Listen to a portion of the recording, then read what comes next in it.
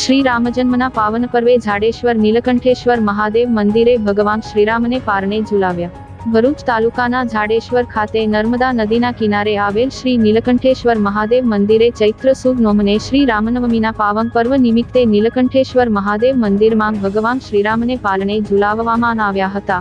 આ સાથે જ મહાપૂજા અને મહાઆરતી તથા મહાપ્રસાદી સહિત વિવિધ કાર્યક્રમ યોજાયા હતા, જેમાં ખૂબ જ મોટી સંખ્યામાં રામ ભક્તો ઉપસ્થિત રહી ભગવાન શ્રી રામને હેતથી પારણે ઝુલાવ્યા હતા।